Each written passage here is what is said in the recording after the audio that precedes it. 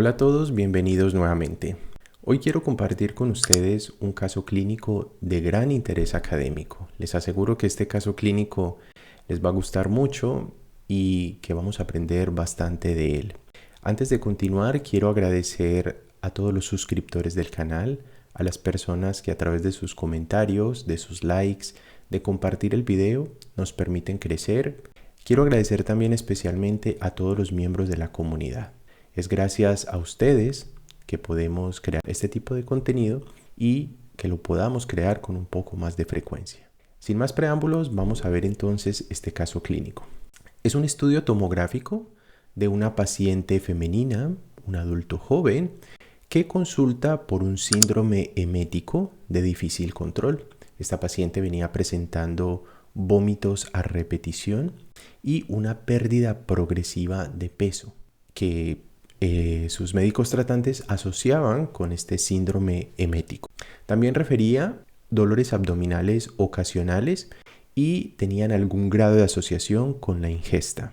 Generalmente 1 o 2 horas post ingesta presentaba un dolor abdominal de una ubicación difusa, un dolor abdominal vago, un dolor abdominal no intenso, pero que la paciente refería sobre todo en el hemiabdomen superior y hacia el flanco izquierdo. Esa era toda la sintomatología que presentaba esta paciente.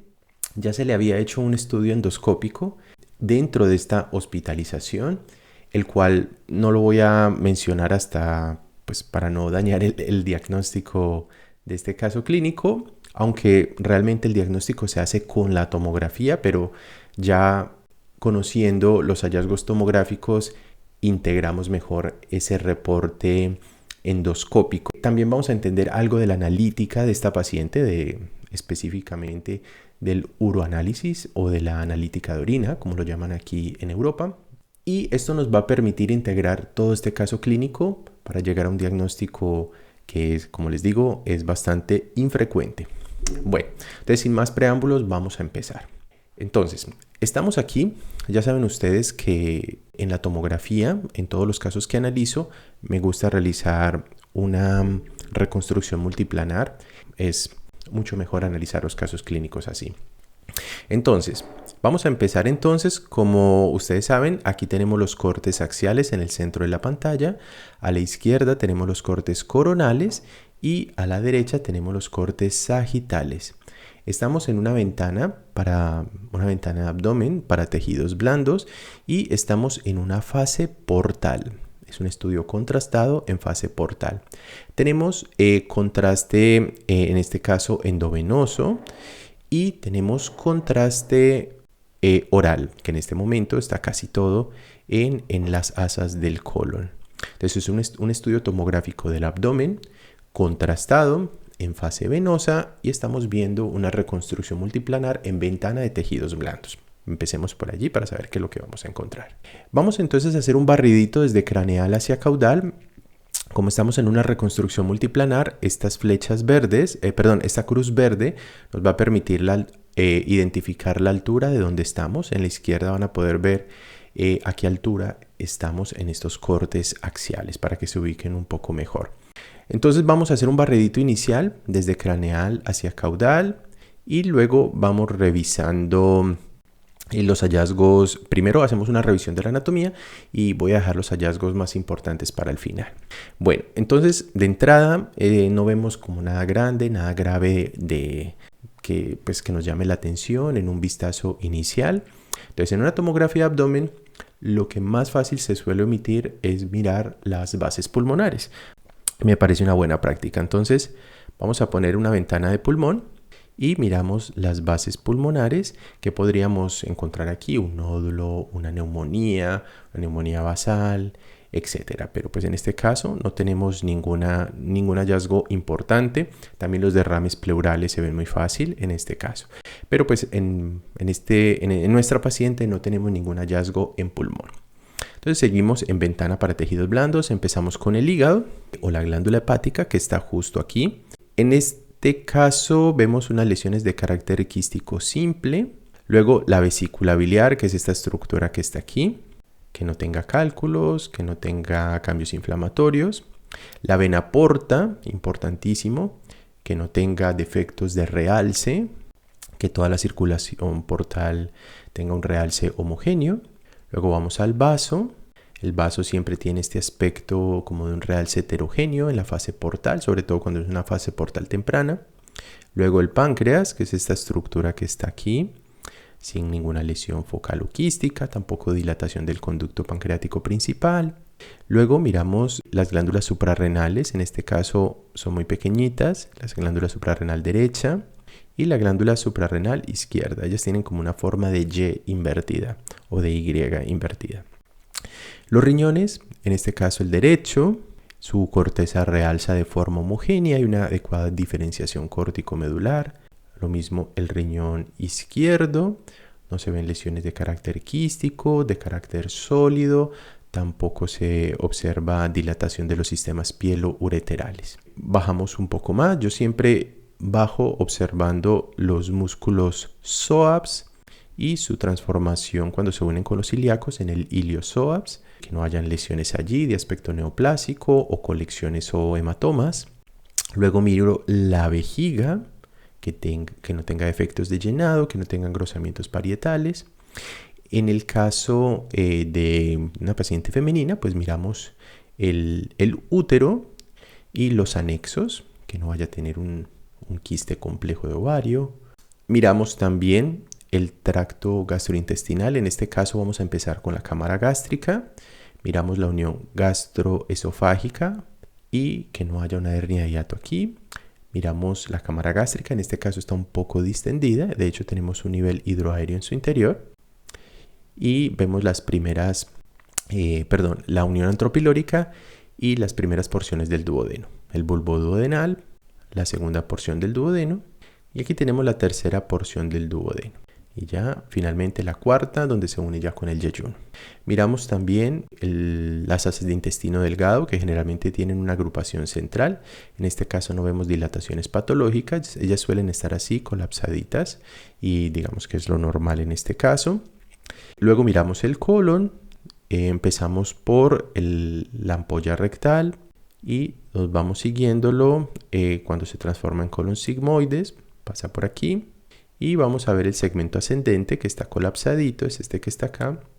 Sigue por acá, lo seguimos y llegamos a la flexura esplénica sin ninguna alteración. Luego vemos cómo el colon transverso pasa por acá, está muy colapsadito. Esto ya nos va como orientando un poquito en este caso, ya van a ver por qué. Y tenemos el colon ascendente. Esta paciente tiene una particularidad, es que tiene un apéndice bastante larga. Es esta estructura que está acá con contraste oral en su interior. Sigue y se proyecta hacia la pelvis. Mira, aquí termina todo esto, es el apéndice cecal y que se va hacia la pelvis. Esta es una ubicación, digamos, atípica del apéndice cecal, con una ubicación pélvica en donde, en caso de que paciente presente apendicitis va a debutar con una clínica un poco diferente porque el dolor va a ser predominantemente pélvico. Bueno, entonces, hasta aquí está pues como la revisión anatómica, pero si ustedes seguramente ya lo observaron, hay algo muy característico en esta paciente y es la dilatación de los plexos venosos parauterinos. Entonces, son todas estas estructuras venosas que están aquí rodeando el útero, son varices pélvicas, se consideran que son unas dilataciones patológicas cuando están por encima de los 6 milímetros, en este caso llegan a medir 8 o 9 milímetros y en este caso es bilateral, tiene una llamativa dilatación de los plexos venosos parauterinos. Y también algo muy característico es la dilatación de la vena ovárica, que es esta que está aquí. Nace acá la vena ovárica izquierda y se va hacia craneal. Esta sigue siendo la vena ovárica.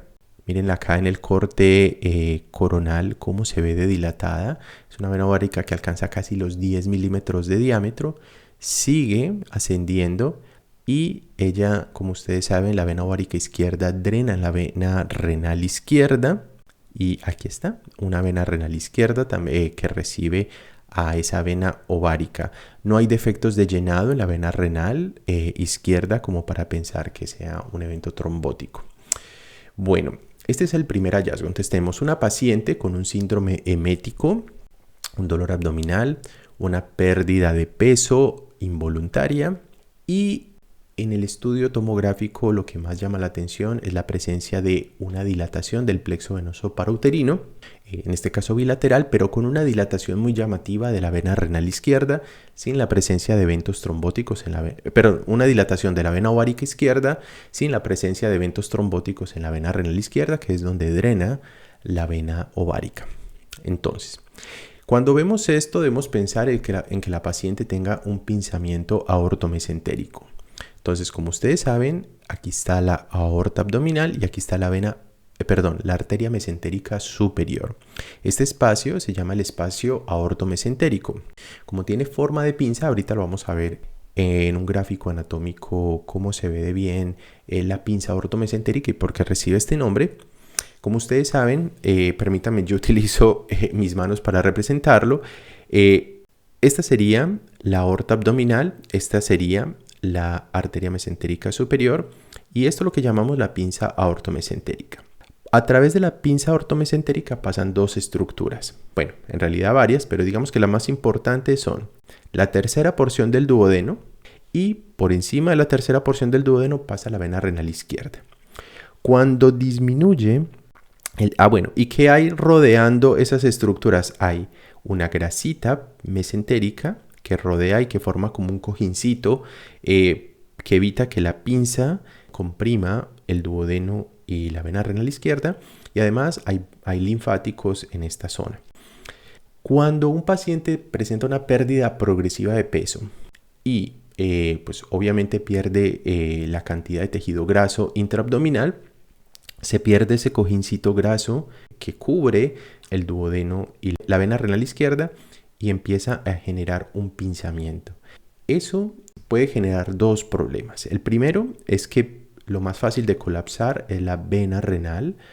Como ustedes saben, las venas tienen una pared delgada y son fácilmente colapsables. Y si el pinzamiento es muy severo, empieza a comprimir la tercera porción del duodeno. Son dos diagnósticos diferentes, pero en casos raros se pueden dar de forma concomitante.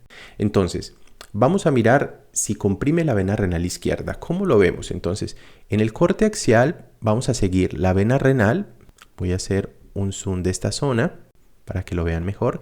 Esta es la vena renal izquierda y cuando pasa a través de ese espacio aortomesentérico vemos un adelgazamiento significativo.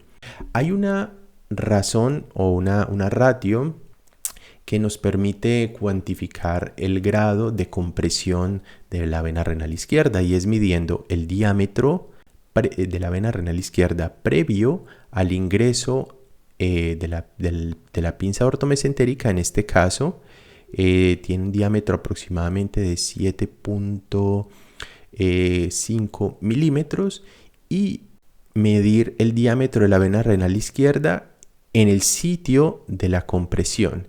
En este caso es aproximadamente 2 milímetros.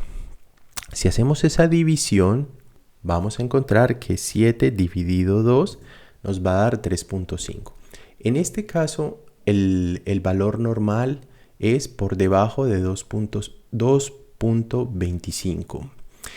En este caso nos dio 3.5, o sea, claramente elevado. Quiere decir que la ratio de compresión está elevada. Efectivamente hay una compresión de la vena renal izquierda y esto nos explica que la vena ovárica esté dilatada, que es esta que está aquí, porque se da una regurgitación de este drenaje venoso, ya que esta compresión aumenta la presión venosa en la vena renal izquierda, la cual se transfiere de forma retrógrada hacia la vena ovárica y de la vena ovárica hacia los plexos venosos parauterinos. Entonces, hasta aquí tenemos un síndrome de cascanueces o el síndrome de Nutcracker. Pero para que sea un síndrome de cascanueces, la paciente tiene que tener hematuria, ya sea microscópica o macroscópica. En este caso, y aquí es donde viene la analítica de orina, se documentó la hematuria microscópica de la paciente, la cual no había percibido, ya que no era una hematuria franca, pero en la analítica sí se veía una hematuria microscópica.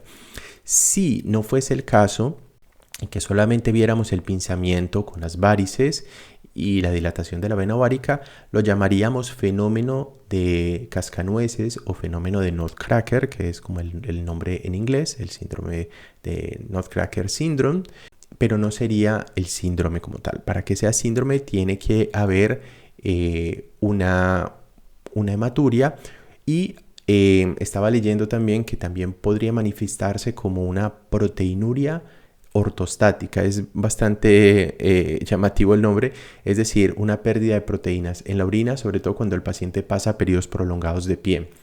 Si esto también se da, se confirma el síndrome de Nutcracker. Es raro verlo porque en la mayoría de los casos que uno ve los pinzamientos no hay una hematuria, no hay proteinuria, pero en este caso sí la paciente tenía esto. Pero bueno, esto nos explica las varices pélvicas, pero no explica el síndrome emético de la paciente. Entonces, ¿qué es lo otro que debemos mirar? La tercera porción del duodeno, que es la otra estructura que pasa por esta pinza. Y aquí vamos a ver algo muy interesante. Aquí estamos viendo la segunda porción del duodeno, la unión de la segunda con la tercera porción del duodeno justo previo a su paso de la pinza ortomesentérica, y vemos cómo se comprime el duodeno a este nivel y aquí vuelve a dilatarse. Y aquí es difícil decir que esto que explique realmente el síndrome emético de la paciente, pero tenemos unos datos adicionales. Este espacio debe medir más de 8 milímetros en un paciente normal. En este caso tiene 6 milímetros, 6 a 7 milímetros. Y lo otro es medir el ángulo. Vamos a cambiarnos el ángulo de la unión aortomesentérica, pero en este caso vamos a tener que hacer como la arteria mesentérica superior de esta paciente no está en el mismo plano de la... Vamos a ver si de pronto con un poquito de MIP podemos verlo. Así, aquí. Aquí tenemos la aorta abdominal, tenemos la arteria mesentérica superior y este es el espacio aortomesentérico. Es a través de este espacio donde está pasando la vena renal izquierda. Vamos a seguirla. Es esta venita, y justo cuando llega acá se comprime bastante y el duodeno es esta estructura que está acá y cuando pasa se ve comprimido. ¿Sí? Entonces, ¿cómo hacemos? Otra forma es medir el ángulo aortomesentérico. Vamos a medirlo. Este ángulo debe ser de aproximadamente 45 grados. Cuando es menor de 32 grados, de 30 grados, ya se confirma este tipo de angulación. En un ángulo aproximadamente de 23 grados. Entonces, tenemos un pinzamiento ya de la vena renal izquierda y una disminución del espacio aortomesentérico con un ángulo aortomesentérico disminuido. Y lo que les decía de la endoscopia es que se le hizo una endoscopia previa a la tomografía de esta paciente y se confirmó que había una compresión extrínseca de la tercera porción del duodeno. De hecho, el endoscopista no pudo avanzar más allá de esta porción. Y se pensó en algún momento en que fuera una compresión de aspecto neoplásico, pero lo único que se encontró es esto, un pinzamiento aortomesentérico.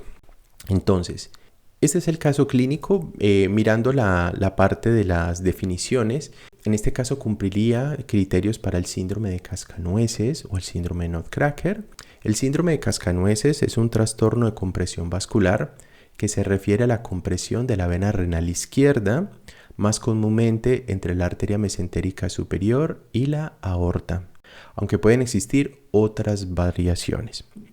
Esto puede provocar hipertensión venosa renal, lo que resulta en una ruptura de las venas de paredes delgadas en el sistema colector con hematuria resultante.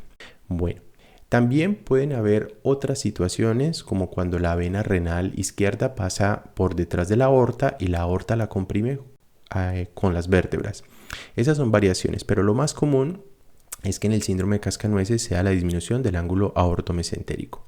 Es mucho más frecuente en mujeres y puede ocurrir simultáneamente con el síndrome de la arteria mesentérica superior, que es la compresión del duodeno. Entonces vamos a leer el síndrome de la arteria mesentérica superior. Dice, el síndrome de la arteria mesentérica superior, también conocido como síndrome de Wilkie, síndrome de yeso o síndrome de compresión duodenal aortomesentérica, es un trastorno de compresión vascular adquirido poco común en el que la angulación aguda de la arteria mesentérica superior produce la compresión de la tercera parte del duodeno, lo que lleva a una obstrucción.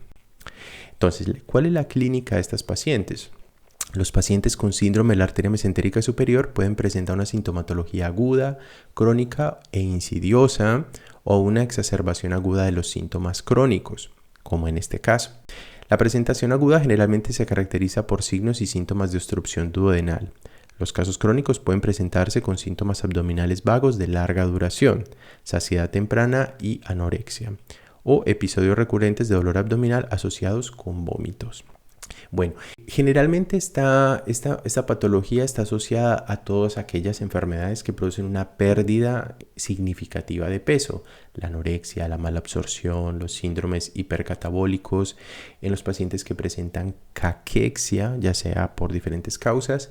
Lo que les decía es que el paciente pierde ese cojincito graso que rodea la vena renal izquierda y la tercera porción del duodeno y evita que la pinza aortomesentérica comprima estas dos estructuras. Entonces es como la asociación con esto. Lo que les decía, el síndrome de la arteria mesentérica superior se da cuando generalmente el espacio aortomesentérico está disminuido. Es muy importante, igual que el ángulo aortomesentérico. Lo que les decía ahora, en el ángulo aortomesentérico, que ese ángulo entre la aorta y la arteria mesentérica superior es de aproximadamente 45 grados y en un rango normal aproximado entre 38 y 65. Pero generalmente por debajo de 30 es donde uno empieza a ver la concomitancia o más bien la repercusión hemodinámica en el sistema venoso parauterino. Bueno, otra cosa es la ratio de compresión, que es la que les decía, la relación de compresión cuando es mayor a 2.25. Bueno, esta sería como la parte teórica de esto, pero quería mostrarles para que quede mucho más bien explicado, porque esta paciente presentaba una dilatación de la vena ovárica. Entonces voy a mostrarles acá en esta representación anatómica. Vamos a poner primero el sistema urogenital de la paciente, donde nos va a mostrar el útero, el sistema pielo-colector de ambos riñones. Luego vamos a colocar el sistema venoso, pero vamos a hacerlo mejor solo de la pelvis femenina para que no queden tantas venitas. Y vamos a ver entonces esto. Entonces aquí tenemos esto que voy a señalar acá, es la vena renal izquierda y uniéndose a la vena cava inferior, que es esta grande que está por acá. Está la vena renal izquierda y esta que está drenando aquí es la vena ovárica izquierda. Vamos a ponerla aquí. Ahí ven como un poquito más abajito. Vemos cómo la vena ovárica izquierda entra de forma casi perpendicular a la vena renal izquierda. Por lo tanto, si hay una compresión de la vena renal izquierda, va a haber una compresión de todo el plexo venoso parauterino. En este caso, aquí se ve cómo desciende la vena renal izquierda y se va a dilatar todo el plexo venoso parauterino. Bueno, y vamos a activar el sistema arterial para que vean qué es la pinza aortomesentérica. Entonces, aquí tenemos esta reconstrucción aquí con las arterias y las venas. Aquí tenemos la aorta abdominal, está la arteria mesentérica superior y vemos cómo la vena renal izquierda, antes de confluir en la vena cava inferior, pasa por este espacio que es la pinza aortomesentérica. Cuando esa pinza aortomesentérica disminuye, entonces la arteria comprime la vena y aquí abajito va a pasar el duodeno. Entonces, si esto es una compresión muy aguda, muy marcada, lo que va a hacer es generar ya síntomas digestivos. Aparte de la dilatación de la vena ovárica, que es el síndrome de cascanueces, va a producir el síndrome de la arteria mesentérica superior, en donde ya hay síntomas obstructivos de la tercera porción del duodeno. Entonces vamos a hacer una reconstrucción diferente donde ya vamos a ver todo el abdomen y vamos a colocar en el sistema digestivo, a ver si podemos recrear para que podamos, vamos a retirar vamos a retirar el colon, vamos a ver si aquí lo vemos. Claro, exacto. Entonces mira, esta es la cámara gástrica, la primera porción del duodeno, la segunda y la tercera, justo pasando por debajo de la arteria mesentérica superior. Aquí vamos a ver si vemos la vena renal izquierda. Vamos a quitar aquí el páncreas útico.